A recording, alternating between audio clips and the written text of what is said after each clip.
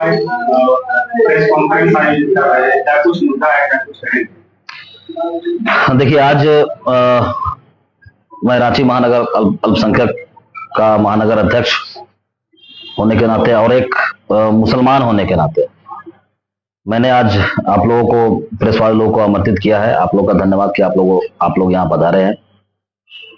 हमारे एक विधायक हैं हटिया के, जो कि उन्होंने कुछ ऐसा अपशब्द मुसलमानों के खिलाफ जो किया है, बोला है, उसके खिलाफ में उनको जवाब देने के लिए हमने ये आप लोगों को आमंत्रित किया है। जिस तरह से अगर वो विधायक हैं, हटिया विधानसभा के विधायक है माननीय विधायक नवीन जायसवाल जी, उनको लगता है कि अगर वो मुसलमानों को कुछ गलत बोल रहे हैं या मुसलमानों को बांग्लादेशी बोल रहे हैं या रोहिंग्या मुसलमान बोल रहे हैं, तो इससे उनको कोई फर्क नहीं पड़ेगा। लेकिन ये ऐसी तुच्छ बातें जो एक विधायक अगर कर रहा है तो ये बहुत निंदनीय है और इसकी कड़े शब्द में हम निंदा करते हैं। जो विधायक, एक समय था जिस समय मैं उनसे पूछना चाहता हूं कि नवीन जी, आप ये बताइए कि पहले आप कहां के हैं, ये हमको जानना है।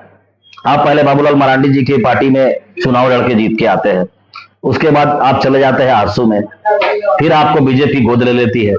तो हमको ये जानना है कि बीजेपी आपको गोद जब लिया तो आप कहां के हैं, आप पहले अपने को डिसाइड कीजिए और किसी मुसलमान को, किसी विशेष धर्म को टारगेट मत कीजिए। और टारगेट अगर आप कर रहे हैं तो पहले आप उसकी जांच और पड़ताल करके और सही तरीका से उसका आपको जवाब देना पड़ेगा कि कैसे आपने किसी को रोहिंग्या मुसलमान और बांग्लादेशी मुसलमान कर दिया। इलाही नगर के जो वहां मुसलमान रहते हैं, मैं भी उसी के पास वहीं पर रहता हूं, मैं भी रहता हूं। तो जिस समय विधायक बनना था उनको, तो उस समय इलाही नगर, डिपा टोली, पुंदाग के जितने भी मुसलमान एरिया है, हरमू में जो भी हटिया विधानसभा में आते हैं, एक एक घर में जाके विधायक जी आप जो है हाथ फैला के भीख मांगते थे कि हमको वोट दे दीजिए। और आपको मुसलमानों ने वोट दिया, तब आप विधायक बने। और आज आप कहते हैं कि मुसलमान बांग्लादेशी है। उस समय मुसलमान बांग्लादेशी नहीं था जिस समय वोट आप मांग रहे थे, जिस समय आप वोट दे रहे थे। आपको मुसलमानों ने बढ़ चढ़ कर वोट दिया, आपको अपना विधायक बनाया, और आज आप उसी जनता को, उसी मुसलमानों को आप रोहिंग्या मुसलमान और बांग्लादेशी कहते हैं। मैं आपके माध्यम से नवीन जायसवाल जी को ये चैलेंज कर रहा हूं और मैं उनको ये बोल रहा हूं कि मैं उनके साथ चलूंगा। अगर आप वो चलते हैं इलाही नगर मेरे साथ तो मैं चलूंगा, और किसी भी एक घर से वो ऐसा कोई मुस्लिम निकाल दे कि जो बांग्लादेशी होगा। हम लोग 1932 खतियान की मांग करते हैं। पहले आप तो डिसाइड कर लीजिए कि आप तो अपना प्रूफ दे दीजिए कि आप झारखंड के हैं कि नहीं है, आप हिंदुस्तान के हैं कि नहीं है। आप कभी मरांडी जी के पर चले जाते हैं, कभी आसू में चले जाते हैं, कभी बीजेपी में चले जाते हैं। आने वाले दिन में पता चला कि आप अलग पार्टी बना लीजिएगा। तो ये जी हाँ, बोलिए, क्या बोल रहे हैं? झारखंड को लागू करना चाह रहे हैं? क्या बोल रहे हैं, फिर से बोलिए।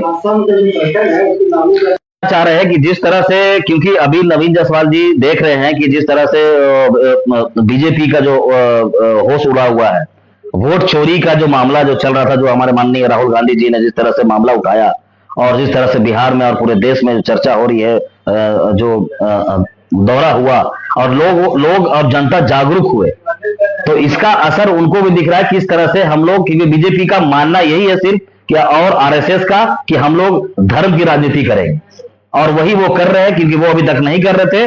लेकिन अब उनका भी सामने आ गया कि वो असल में धर्म की राजनीति करने वाले बीजेपी का, उनमें भी, जैसे हम लोग बोलते हैं ना कि हमारे ब्लड में कांग्रेस है, तो उसी तरह उनके बीजेपी का कांग्रेस ब्लड में घुस गया है। तो उनका आवाज निकल रहा है, मुसलमानों के खिलाफ निकल रहा है। कुछ दिन के बाद एसटी जो है उनके आदिवासियों के खिलाफ निकलेगा। तो यही सब करेंगे।